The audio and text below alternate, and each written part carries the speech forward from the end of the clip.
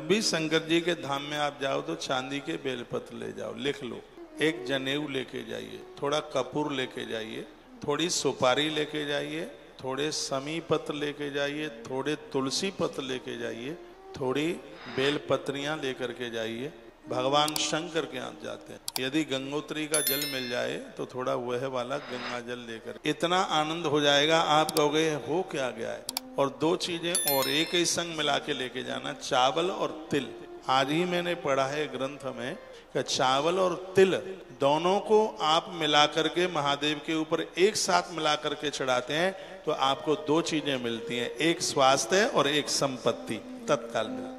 देखो अलग अलग चढ़ाने का भी इसका विधान है, एक संग चढ़ाने का विधान। आप काला तिल और चावल, बिना टूटा हुआ चावल, दोनों को एक साथ मिला करके आप चढ़ाते हैं। ये जादू टोना टोटका नहीं है, ये पूजा का विधान है। तो चावल आपको लक्ष्मी देगा, मैंने 3 दिन पहले वीडियो भी डाली। और जो तिल है वो आपको स्वास्थ्य देगा। जब भी आप तीर्थ में जाते हैं और विशेष रूप से महादेव के तीर्थ में जा रहे हैं तो उनकी पूजा के लिए सामान लेके, एक सफेद चंदन और है, हाँ घिस के लेके जाइए, कैसे भी लेके जाइए, तो आप ये लेकर के आप जाएं। सफेद चंदन भी है उसमें। और जब आप रुद्राक्ष की माला पहन करके ये सब चीजें आप महादेव के ऊपर चढ़ाते हैं तो आपकी पूजा का अनंत गुना फल उसी समय प्राप्त हो जाता है। इतना बड़ा महात्म है। पंचाननेन सहसा चतुराननाय शार्दूल चर्म भुजगा भरणम सवश्य दत्तम निसम गिरिजासतम पुनातः स्वत्ता सणा निजन्मुत्तस्तांतरेण।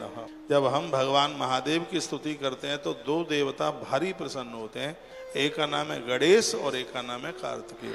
गणेश प्रसन्न होते हैं तब वह तुम्हें बुद्धि दे देते हैं और कार्तिकेय प्रसन्न होते हैं तब वो आपको संयम दे देते हैं। कार्तिकेय जी बीमारियों का हरण कर लेते। कार्तिकेय इतने बड़े अद्भुत देव, मेरे बड़े फेवरेट देवता हैं वीर कार्तिकेय, मेरे पसंदीदा हैं।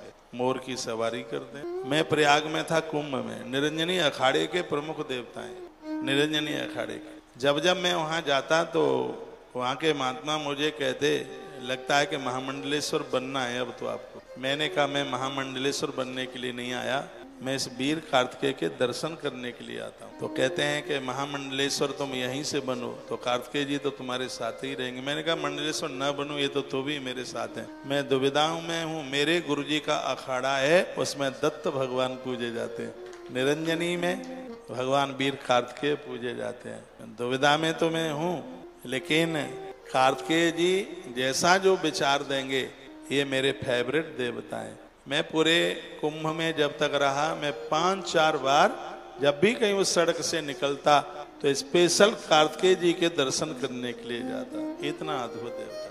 कार्तिक में पूर्णिमा को कार्तिकेय का जन्म होता है और कार्तिकेय पूर्णिमा को उनकी पूजा होती है। गोपनीय सगरी बीमारियां खत्म हो जाती हैं वीर कार्तिकेय की इतनी बड़ी में। और जब कोई शिव की स्तुति करता है तो कार्तिकेय जी उसको संयम, उसको निरोगी बना देते हैं।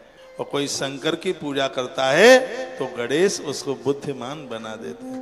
वो इतने प्रसन्न होते हैं।